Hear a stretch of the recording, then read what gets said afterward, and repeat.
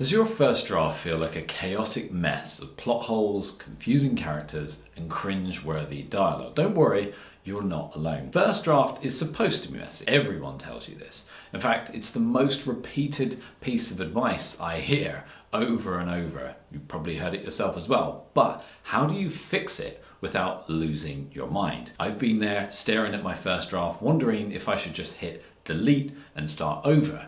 But today, I'm going to show you a step-by-step approach to turning your messy draft into something you can be proud of without feeling overwhelmed. This strategy has been developed by my team and some of our most experienced editors. You need to begin by looking at the big picture first. Don't get caught up by fixing every sentence yet. Some people get too deep into the weeds too soon. It's a bit like decorating a house before the walls are built. You first want to focus on the story structure. Does the story have a clear middle, beginning, and end? Are there any major plot holes or inconsistencies? Is the pacing off in certain sections? Write down your main plot points on sticky notes and then move them around to see where the story flows and, of course, where it doesn't. Once the structure feels solid, you'll feel a lot less lost. After this, you want to start prioritizing the scenes that matter. You don't need to fix everything at once. You'll see that's the common thread here. That would be incredibly overwhelming.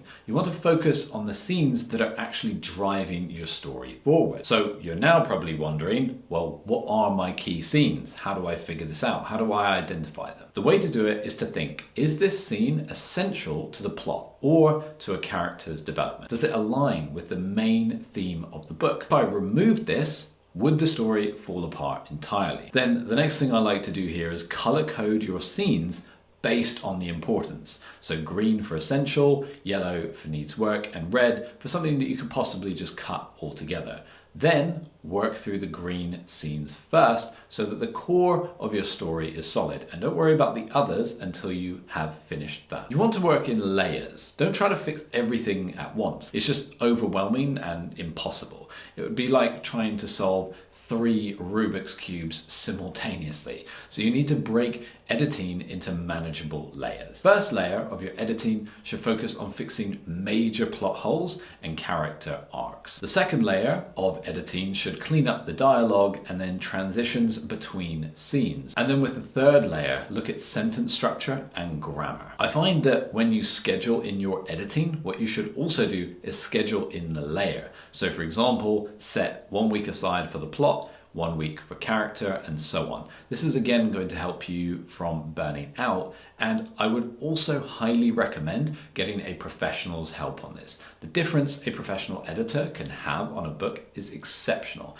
It's no exaggeration to say they can take something that would most likely have flopped and mold it into a chart-topping bestseller. So now that we've spoken about layers, you want to just get good enough. Now, I'm not saying write a mediocre book and just say, good enough, let's just get that out there. But perfectionism is the enemy of progress. Your goal right now isn't to create a masterpiece, it's to make your draft better one step at a time. Best-selling authors will rewrite and revise multiple times. If you were a traditionally published author, you'd have an army of editors analyzing every sentence, every word of your book. What we really need to focus on is that done is better than perfect. If you never finish, you'll never have a story to share with the world. You can always refine later, but the age-old advice of you can't edit a blank page is really important to think about here. The other piece of advice you're going to get a lot is get other eyes on your work. And this is wonderful advice.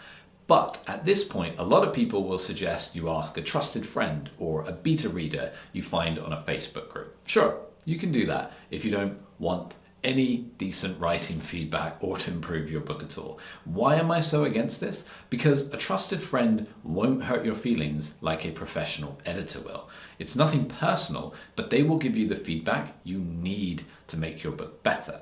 If you don't invest any other money in your book, then at the very least, get a great editor. I mean, I would advise investing in your book because it's really a small investment in comparison to the time you've already invested in writing the book. You spent potentially years writing this book, so why publish it on the cheap? It's a bit like buying organic produce, hiring a Michelin star chef to cook it all, and then when he's done, you just dump it on a paper plate and serve it with wooden forks. It might have started out Michelin star, but it ended like a quick and cheap service station meal. Ultimately, the main thing I'm communicating in this video is that most people get overwhelmed because they try and edit or refine too many things at once. Just take it step by step. Break it down. You can't produce a masterpiece all by yourself. Make sure you get professionals involved. If you need professional editing or publishing services, we can help you out. The links are below.